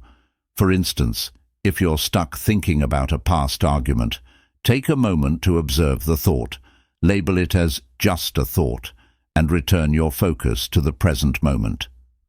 Mindfulness helps you detach from negative spirals and regain control of your mental state. Surround yourself with positivity. Seek out uplifting environments, supportive relationships, and activities that bring you joy. The more you immerse yourself in positive experiences, the easier it becomes to balance out the negativity your brain naturally fixates on. The negativity bias is a deeply ingrained part of human psychology, but it doesn't have to define your perspective. By cultivating awareness, practicing gratitude, reframing challenges, and embracing mindfulness, you can train your brain to see the bigger picture, one that includes both the good and the bad. The next time you find yourself fixating on something negative, pause and ask, "What's one positive thing I can focus on right now?" You might be surprised by how much brighter your world becomes. Chapter 23. The Overconfidence Effect. Have you ever been so sure of your opinion, decision, or prediction that you dismissed opposing viewpoints or didn't consider all the facts, only to find out later you were wrong? This mental habit is called the overconfidence effect, and it's the tendency to overestimate your abilities, knowledge, or the accuracy of your judgments. While confidence can be empowering, overconfidence often blinds you to potential risks, leading to mistakes, miscalculations, or missed opportunities. The overconfidence effect is a natural byproduct of how our brains process information. When you succeed at something, your brain releases dopamine, reinforcing your belief in your abilities. This positive feedback loop is essential for building self-esteem and taking risks, but it can also create a distorted sense of certainty. For instance, after making a few correct stock market predictions, you might start believing you're a financial expert, ignoring the role of luck or market volatility. Overconfidence can manifest in many areas of life. In decision-making, it might lead you to underestimate the complexity of a problem or overestimate your ability to solve it. In academics or work, you might overrate your expertise, assuming you know more than you do, which can prevent you from seeking help or learning new skills. In relationships, overconfidence might make you dismiss your partner's perspective, believing your view is always the right one. While confidence is often celebrated as a positive trait, overconfidence can have serious consequences. It can lead to taking unnecessary risks, overlooking important details, or underpreparing for challenges. For example, an entrepreneur might launch a business without conducting proper market research, assuming their idea will succeed based on gut feeling alone. Similarly, in health, someone might ignore medical advice, believing they know their body better than a trained professional. So, how can you manage the overconfidence effect and strike a balance between healthy confidence and humility? The first step is self-awareness. Pay attention to situations where you feel overly certain or dismissive of alternative viewpoints. Ask yourself, what evidence supports my belief? Could I be overlooking something important? Recognizing your biases is the foundation for more balanced thinking. Embrace the idea of uncertainty. Instead of seeing doubt as a weakness, view it as an opportunity to learn and grow. For example, if you're confident about a decision, take the time to explore opposing perspectives or consider worst-case scenarios.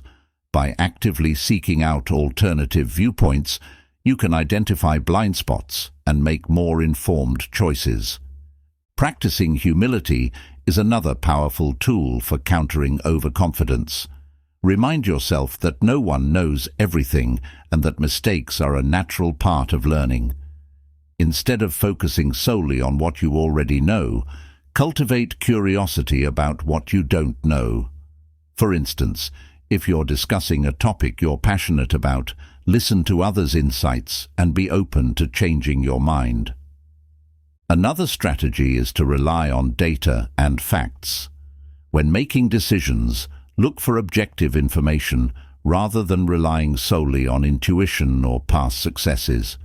For example, if you're planning a project, gather input from colleagues or industry experts to ensure your plan is realistic and comprehensive. Feedback is also essential for keeping overconfidence in check. Seek out honest input from people you trust and be willing to accept constructive criticism. For example, if you're preparing for a big presentation, ask for feedback on your draft and use it to refine your approach. Feedback helps you identify areas for improvement and ensures you're not overestimating your abilities. Practice mindfulness to stay grounded in the present moment. Overconfidence often stems from a focus on past successes or future expectations. By staying present and focusing on the task at hand, you can approach challenges with clarity and intention rather than letting your ego take over. The overconfidence effect is a common mental bias, but it doesn't have to hold you back. By cultivating self-awareness, embracing uncertainty, and seeking feedback, you can develop a balanced sense of confidence that empowers you to take risks while staying realistic. The next time you feel overly certain about something, pause and ask, "What don't I know yet?" This simple question can help you approach situations with humility, curiosity, and a clearer perspective. Chapter 24. The Endowment Effect. Have you ever noticed how you tend to value something you own more highly than the same item if it belonged to someone else? For example, you might believe your old car is worth far more than what a buyer is willing to pay, or feel reluctant to throw away an unused gift simply because it's yours. This mental bias is called the endowment effect, and it reflects our tendency to overvalue things just because we own them. The endowment effect is rooted in our psychological connection to possessions. Ownership creates a sense of attachment and identity, making it difficult to separate the object from its emotional value. When something becomes mine, it takes on greater significance, even if its actual utility or market value hasn't changed. This bias can be beneficial in fostering appreciation and care for what we own, but it can also lead to irrational decisions and missed opportunities. This effect shows up in many areas of life. In personal finances, People often refuse to sell investments that have lost value, holding on in the hope of a rebound, even when it might be wiser to cut their losses. In relationships, someone might hold on to sentimental items that no longer serve a purpose, simply because they're tied to a memory. In business, entrepreneurs might overestimate the value of their product or company, making it harder to negotiate deals or adapt to market feedback. The problem with the endowment effect is that it can cloud your judgment and prevent you from making rational decisions. By overvaluing what you already own, you might miss out on better opportunities or waste resources maintaining something that no longer benefits you. For example, keeping unused items in your home because they feel valuable can lead to clutter and stress, while refusing to let go of a failing project can drain time, money, and energy. So how can you overcome the endowment effect and make more objective decisions? The first step is to recognize when it's influencing your thinking. Pay attention to situations where you feel reluctant to part with something and ask yourself, am I valuing this objectively or just because it's mine?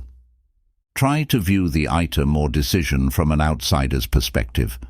Ask yourself, if I didn't already own this, how much would I be willing to pay for it?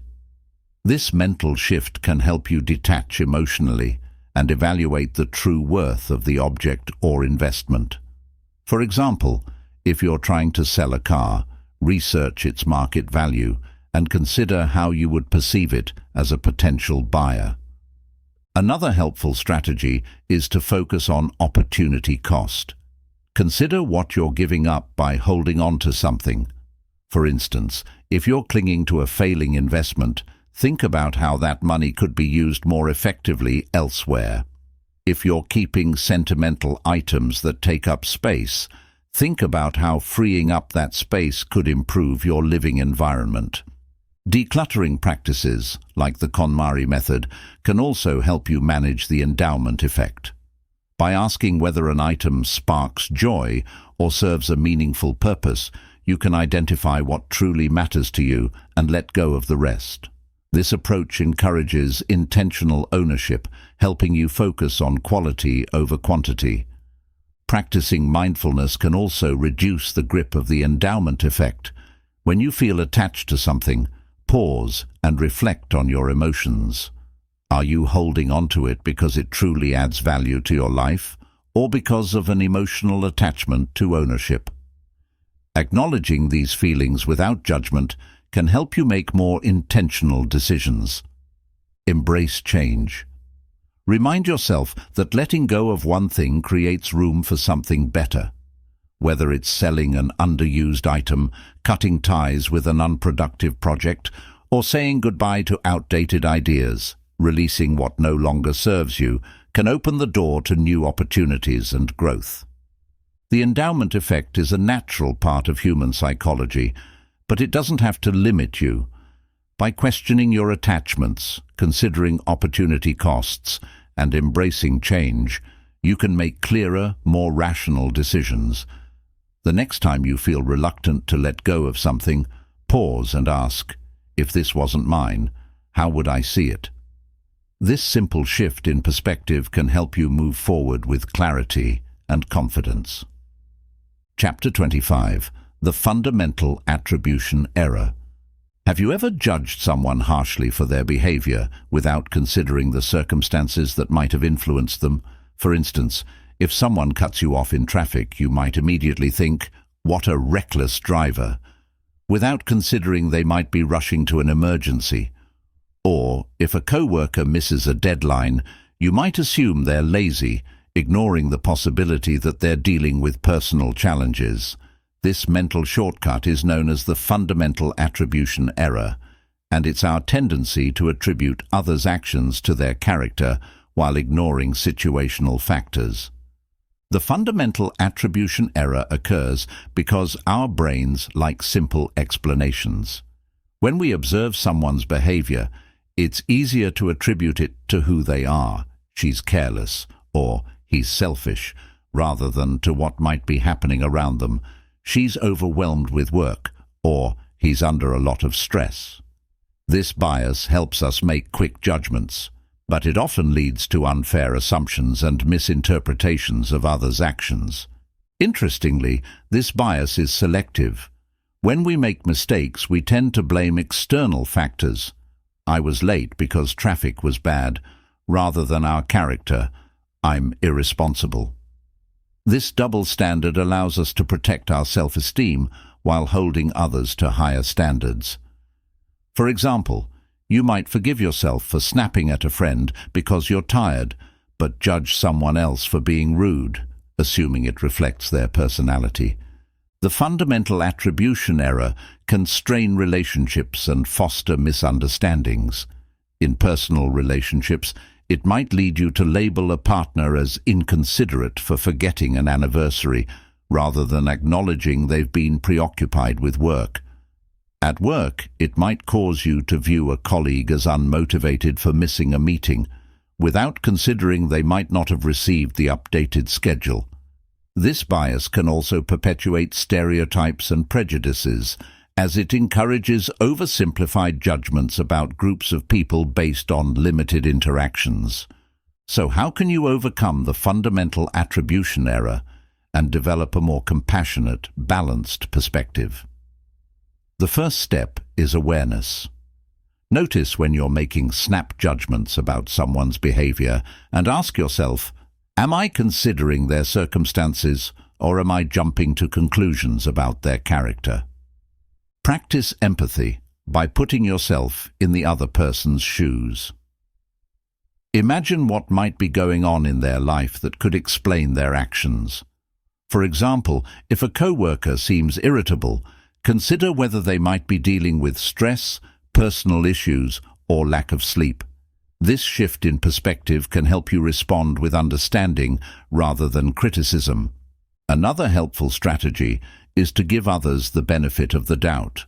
Assume that people's intentions are good unless you have clear evidence to the contrary.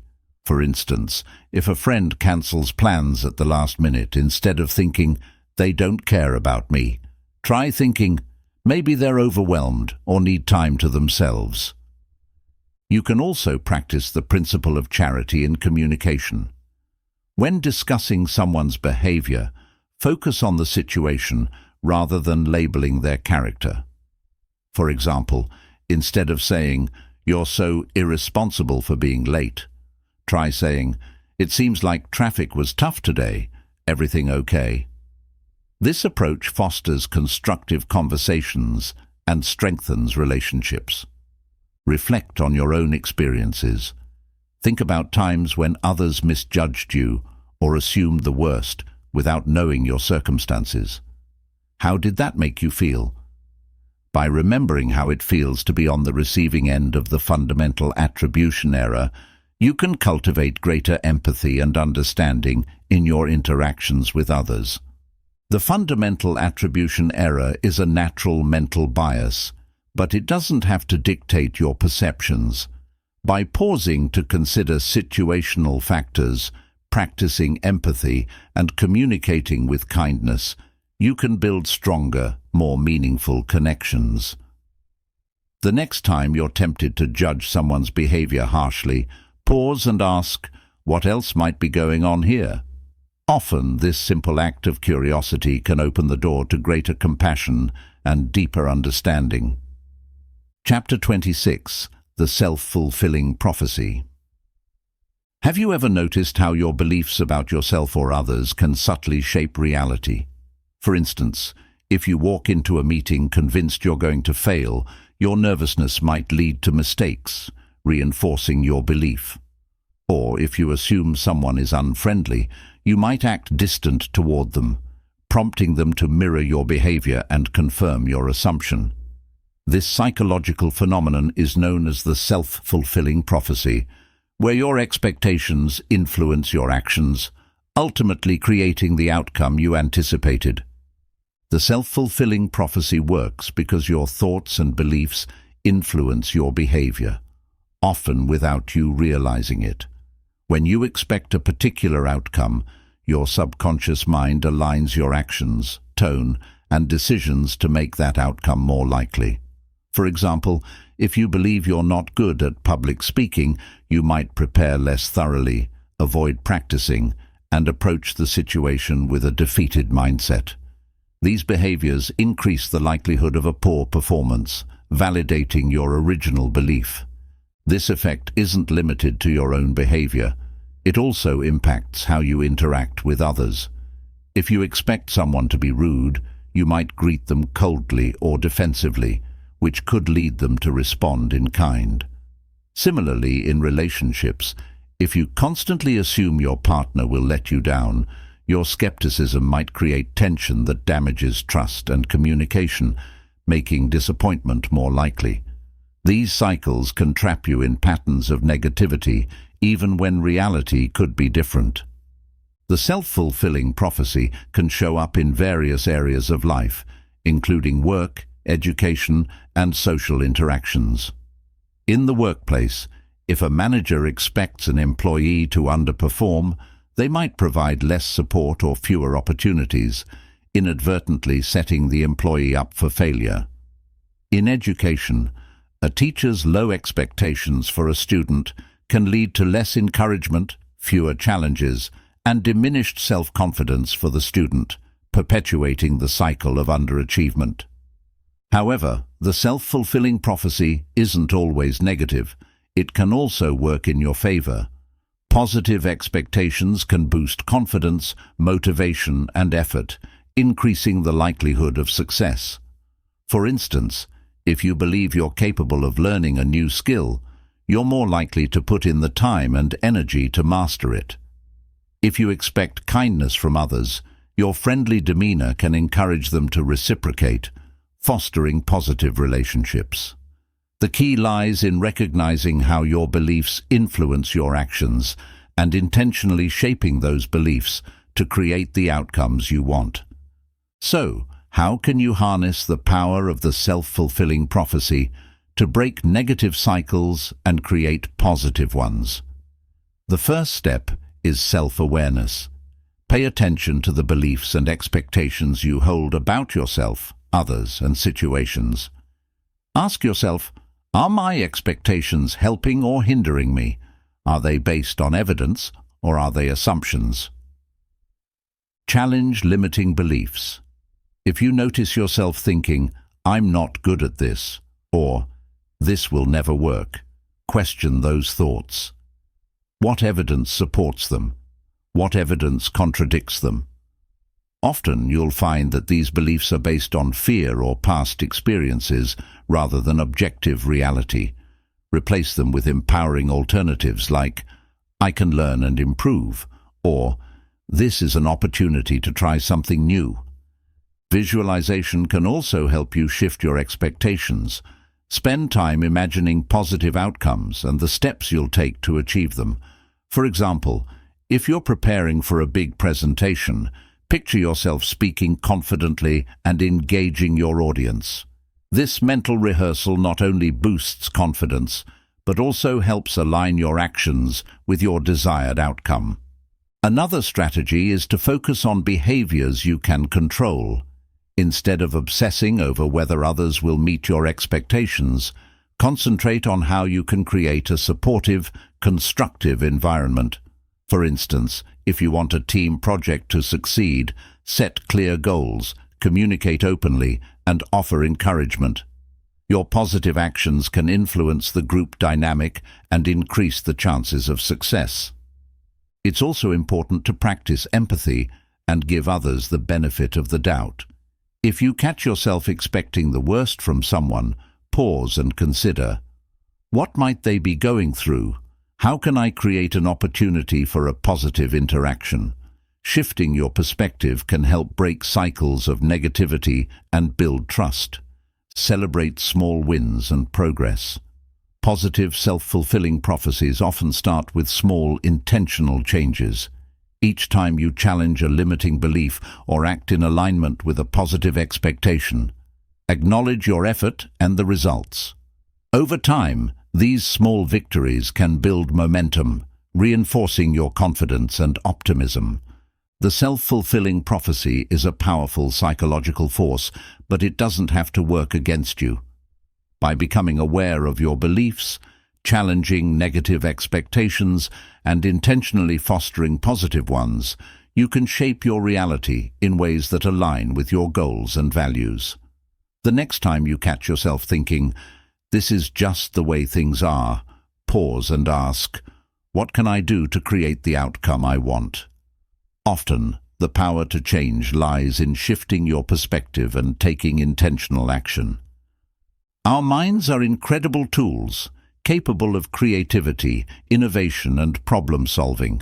But as we've explored in this book, they also come with built-in biases, shortcuts, and habits that can distort reality and lead us astray. From the illusion of control to the self-fulfilling prophecy, understanding how your mind works is the first step toward reclaiming your power and living a more intentional life. The journey through these 26 chapters reveals a central truth. Your thoughts are not always your reality. Your mind might magnify problems, cling to the past, or judge others unfairly, but these patterns aren't fixed. They're malleable. By recognizing the mental traps that influence your behavior, you can break free from automatic thinking and choose responses that align with your goals, values, and aspirations.